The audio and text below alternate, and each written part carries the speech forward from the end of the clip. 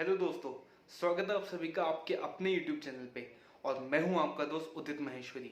तो दोस्तों, आज के इस वीडियो में हम लोग एक ऐसी कंपनी के बारे में बात करने जा रहे हैं जो कि सीमेंट सेक्टर से रिलेटेड है और ये कंपनी एक MNC कंपनी है।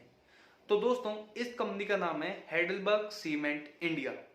अब दोस्तों, इस वीडियो में हम लोग सबसे पहले बात करेंगे हिस्ट्री की और हम डिस्कस करेंगे इसकी जो पेरेंट कंपनी है हेडलबर्ग सीमेंट, उसकी हिस्ट्री की।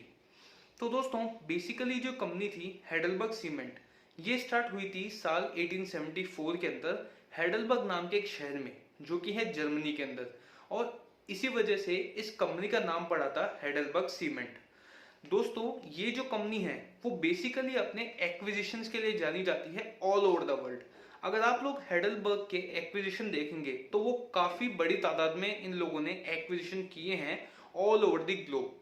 अब दोस्तों, इन एक्विजिशन की जो स्टार्टिंग हुई थी वो हुई थी साल 1914 के अंदर। और स्टार्टिंग के अंदर इन्होंने जो अपने एक्विजिशन किए थे वो सारे इन्होंने जर्मनी के अंदर ही काफी छोटी मोटी कंपनियों को एक्वायर करना स्टार्ट कर दिया था। अब इससे इनको फायदा ये हुआ कि साल 1936 आते आते इस कंपनी का जो प्रोडक्शन कैपेसिटी थी वो 1 मिलियन पर टन पर एनम तक पहुंच गई थी। अब दोस्तों, इसके बाद में 1972 तक इस कंपनी ने जो भी अपने एक्विजिशन किए थे वो सारे जर्मनी के अंदर ही कर रहे थे। और उसके बाद में जो इनका पहला फॉरेन का एक्विजिशन था वो था वाइसेट सीमेंट का, जो कि एक फ्रांस की कंपनी थी। और इसके बाद में इन लोगों ने यूरोप के अंदर ही अलग अलग कंट्रीज के अंदर काफी कंपनियों को एक्वायर करना स्टार्ट कर दिया था। फिर साल 1977 आते आते ये कंपनी पहुंच गई थी नॉर्थ अमेरिका। और इन्होंने सेम पैटर्न पर वहां पे भी बहुत सारी कंपनीज को एक्वायर किया था। और नॉर्थ अमेरिका में जो इनका सबसे पहला एक्विजिशन था वो था लेहाई सीमेंट का। और दोस्तों, इसी बीच साल 1958 में एक कंपनी थी जो कि इंडिया में भी स्टार्ट हुई थी। उस कंपनी का नाम था माइसोर सीमेंट। ये कंपनी को स्टार्ट किया था कर्नाटका बेस्ड कुछ इंडस्ट्रियलिस्ट ने। और इन इंडस्ट्रियलिस्ट ने टेक्निकल और फाइनेंशियल कोलैबोरेशन के लिए यूएसए के काइसर्स के साथ में एक टाई अप कर रखा था। और साल 1966 आते आते जो ये काइसर्स थे इन्होंने ही इस कंपनी का कंट्रोल अपने हाथ में ले लिया था। और ये जो कंपनी है इसका प्रोडक्शन प्लांट जो है, सबसे पहला तो दामोह है जो कि मध्य प्रदेश में है, वहां पर है। इसके बाद में झांसी में है जो कि यूपी के अंदर आता है। और तीसरा है अम्मा संतरा के अंदर जो कि आता है कर्नाटका के अंदर। और साल 2003-2004 के अंदर इन्होंने सीमेंट के अलावा स्पॉन्ज आयरन का प्रोडक्शन भी स्टार्ट कर दिया था। लेकिन साल 2006 के अंदर ये प्रोडक्शन जो था वो इन्होंने बंद कर दिया था, क्योंकि ये जो प्रोडक्शन था वो इतना प्रॉफिटेबल नहीं था। और दोस्तों, इसी बीच हेडलबर्ग सीमेंट जो कंपनी थी, जो अभी हेडलबर्ग सीमेंट इंडिया की पेरेंट कंपनी है, ये एक्विजिशन करते करते 2008 के अंदर इंडिया पहुंच गई थी। और 2008 के अंदर दोस्तों एक जॉइंट वेंचर हुआ था हेडलबर्ग सीमेंट, माइसोर सीमेंट और एक तीसरी कंपनी और थी इंदोरमा सीमेंट के नाम से। अब इन तीनों कंपनीज ने मिलकर के एक जॉइंट वेंचर किया था। और उसके बाद में ये जो कंपनी थी माइसोर सीमेंट लिमिटेड, इसका नाम चेंज होके पड़ गया था हेडलबर्ग सीमेंट इंडिया लिमिटेड अप्रैल 16, 2009 से।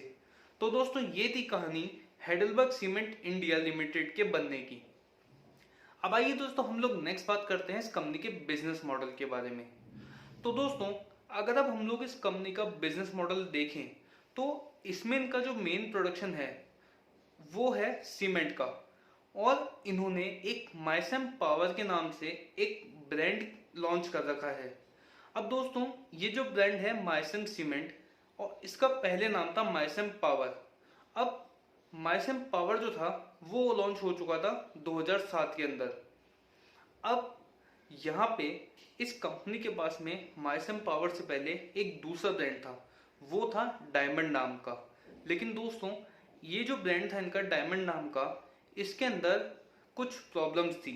जिसमें सबसे पहली प्रॉब्लम इनके ब्रांड के साथ में ये थी कि जो मार्केट था सीमेंट सेक्टर का, वहां पे ये जो ब्रांड था ये कंपटीटर से compete नहीं कर पा रहा था।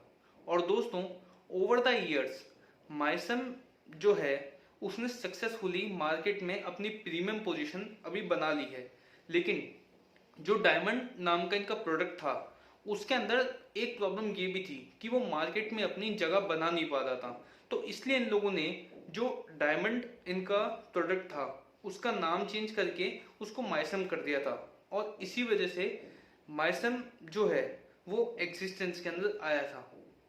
लेकिन दोस्तों, एक इस कंपनी के साथ में प्रॉब्लम ये है कि इनका जो माइसम है उसने डायमंड का जो इनका प्रोडक्ट था उससे अगर आप कंपेयर करेंगे तो उससे तो इसने अच्छा किया है, नो डाउट। लेकिन यहाँ पर माइसम ब्रांड जो है वो भी काफी डिफिकल्टीज जो है फेस कर रहा है मार्केट के अंदर। और अभी इस ब्रांड को एक लॉन्ग वे ट्रेवल करनी है अपनी एग्जिस्टेंस को और मजबूत करने में। इसके अलावा दोस्तों, जो इनकी पेरेंट कंपनी है हेडलबर्ग, वो रेडीमिक्स कंक्रीट और एसफेल्ट का प्रोडक्शन भी करती है और डिस्ट्रीब्यूशन भी साथ में वही देखती है। और जो ये हेडलबर्ग कंपनी है इसका जो सर्विस सेगमेंट है इसके अंदर ये लोग वर्ल्ड वाइड ट्रेडिंग करते हैं सीमेंट की और कोल की। और दोस्तों, इसके अलावा जो हेडलबर्ग सीमेंट इंडिया है इन्होंने एक waste heat recovery based power generation plant भी इंस्टॉल कर रखा है दामोह के अंदर, जो कि हम मध्य प्रदेश में। और इससे ये लोग 12 मेगावाट की पावर को जनरेट करते हैं फॉर कैप्टिव कंजम्पशन। और ये जो प्रोडक्शन इन लोगों ने किया इस पावर कंजम्पशन का, ये लोग इसको सब्स्टिट्यूट करेंगे ग्रिड पावर से। और इससे इनको फायदा ये होगा कि इनकी जो पावर कॉस्ट पर टन आती है क्लिंकर में, power cost per ton clinker में, वो रिड्यूस हो जाएगी। और दोस्तों, इसके अलावा जो इनकी डीलर्स की शॉप है वहां पर इन्होंने एक इनोवेटिव कॉन्सेप्ट को इंट्रोड्यूस किया है जिसका नाम है CADS। अब CADS का मतलब हो गया चैनल ऑथोराइजेशन डिजिटल साइनेज। अब ये एक इलेक्ट्रॉनिक डिजिटल डिस्प्ले रहेगा इनकी डीलर्स की शॉप पर। और दोस्तों, इसके अलावा इस कंपनी ने सेलेक्टिव नॉन कैटेलिक रिडक्शन सिस्टम भी कमीशनिंग कर रखा है। इससे इनको फायदा ये होता है कि जो नाइट्रोजन ऑक्साइड का एमिशन होता है सीमेंट के प्रोडक्शन के वक्त, वो 40% तक रिड्यूस किया जा सकेगा कंपनी के द्वारा क्लिनिकलाइजेशन प्रोसेस की ड्यूरेशन के वक्त। तो दोस्तों, अगर अब हम लोग नेक्स्ट इस कंपनी के रेवेन्यू ग्रोथ को देखें तो रेवेन्यू में लास्ट के 10 सालों में इस कंपनी ने 9.62% की CAGR की ग्रोथ को अचीव किया है, जो कि एक ओके नॉर्मल सी ग्रोथ है। इसके अलावा दोस्तों, अगर आप इसके ऑपरेटिंग प्रॉफिट की ग्रोथ को देखेंगे उसमें जो इन्होंने CAGR को अचीव किया है वो जो इनकी सेल्स का CAGR है उसके ऑलमोस्ट डबल है, यानी कि 18.34%। ये है लास्ट के 10 सालों का डेटा। इसके अलावा अगर आप नेट प्रॉफिट की CAGR देखेंगे तो वो होती है 15% लास्ट के 10 सालों में। अब अगर हम दोस्तों इस कंपनी के मैनेजमेंट के बारे में बात करें तो इस कंपनी के जो CEO हैं और MD हैं वो हैं मिस्टर जमशेद नवल कूपर। और दोस्तों, इन्होंने इस कंपनी को ज्वाइन किया था साल 2006 के अंदर। इससे पहले दोस्तों ये काम कर रहे थे ACC लिमिटेड के अंदर, जहां पे इन्होंने 22 साल तक सर्व किया था। अब दोस्तों, इससे हमें पता पड़ता है कि इस कंपनी का जो मैनेजमेंट है, जो इसके MD और CEO हैं मिस्टर जमशेद नवल कूपर, उनको एक काफी अच्छा एक्सपीरियंस है 22 सालों का इस कंपनी को चलाने के लिए। तो इस कंपनी का जो मैनेजमेंट है वो काफी एक्सपीरियंस्ड है। अब दोस्तों, हम नेक्स्ट बात करेंगे इस कंपनी के वैल्यूएशंस के बारे में। तो दोस्तों, अगर अब हम लोग इस कंपनी की वैल्यूएशंस की बात करें तो इसमें अगर हम इस कंपनी के फ्री कैश फ्लोज को देखें लास्ट के 5 सालों का, तो वो ओवरऑल पॉजिटिव रहे हैं। और दोस्तों, इसके अलावा अगर हम लोग ऑपरेटिंग कैश फ्लोज भी देखें तो वो भी over the period of time steadily increase हो रहे हैं और लास्ट के 5 सालों में वो भी पॉजिटिव रहे हैं। अब दोस्तों, इसके अलावा अगर हम लोग इस कंपनी की डेब्ट को भी देखें तो वो भी डिक्रीज हो रही है लास्ट के 5 सालों का, अगर आप लोग डेटा देखेंगे तो। और अगर अब हम लोग इस कंपनी के फ्री कैश फ्लोज को कंपेयर करें इस कंपनी की डेब्ट से, तो आपको ये दिखेगा कि ये जो कंपनी है ये भी ऑलमोस्ट डेब्ट फ्री है। और अब मार्च 2020 में जो इनके फ्री कैश फ्लोज थे वो थे 398 करोड़। अगर आप मार्च 2020 की डेब्ट देखेंगे तो वो थी 280 करोड़, यानी कि ये कंपनी ऑलमोस्ट डेब्ट फ्री हो चुकी है। इससे हमें ये चीज़ पता पड़ती है। और दोस्तों, मैनेजमेंट जो है आने वाले टाइम में इस कंपनी को ऑलमोस्ट डेब्ट फ्री बना देंगे, ये मैनेजमेंट की कमेंट्री में मैनेजमेंट ने कहा था। और इसके अलावा इस कंपनी का कोई फर्दर केपेक्स का प्लान भी नहीं है इन फ्यूचर। तो दोस्तों, इन सब बातों को ध्यान में रख के अगर हम लोग ये देखें तो ये जो कंपनी है वो अभी हमें ऑलमोस्ट काफ़ी सस्ते वैल्यूएशंस के ऊपर मिल रही है।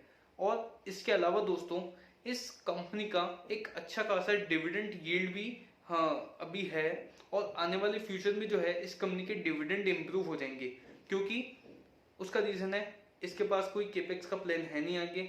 और दूसरा, ये जो कंपनी है वो डेट फ्री भी हो जाएगी, तो उसके पास में जो कैश है वो भी इकट्ठा होगा, तो उसको ये यूज़ कर सकती है अपने जो शेयर होल्डर्स है उनको डिविडेंड देने में। तो दोस्तों, अभी काफ़ी सस्ते वैल्यूएशंस पर ये हमको कंपनी मिल रही है। और इसके अलावा ये जो कंपनी है वो सीमेंट सेक्टर में है, और सीमेंट सेक्टर के जो ग्रोथ के प्रोस्पेक्टस हैं वो फ्यूचर के अंदर काफ़ी अच्छे हैं, क्योंकि इंडिया के अंदर इंफ्रास्ट्रक्चर का जो स्कोप है और जो हाउसिंग सेक्टर का स्कोप है वो अभी काफ़ी डेवलपमेंट उसमें होना बाकी है। लेकिन दोस्तों, यहाँ पर एक चीज़ हमको देखनी पड़ेगी, और वो ये कि कोरोना की वजह से जो भी सीमेंट सेक्टर के अंदर एक हॉल्ट आ गया था वो एक शॉर्ट टर्म के अंदर इस कंपनी को परेशान करेगा। लेकिन अगर आप लोग लॉन्ग टर्म का व्यू लेके चले, लॉन्ग टर्म से मेरा मतलब है 10 साल तक का या 5 से 10 साल तक का व्यू लेके चले, तो ये कंपनी जो है फ्यूचर के अंदर हो सकता है कि आपको अच्छे रिटर्न्स दे। तो दोस्तों, ये था हमारा एनालिसिस हेडलबर्ग सीमेंट पे। उम्मीद करते हैं ये वीडियो आपको जरूर पसंद आया होगा। तो दोस्तों, अगर आपको ये वीडियो अच्छा लगा तो प्लीज़ इस वीडियो को लाइक करना और चैनल को सब्सक्राइब करना ना भूलें, और साथ ही में प्लीज़ इस वीडियो को आगे शेयर जरूर करें। तब तक के लिए धन्यवाद।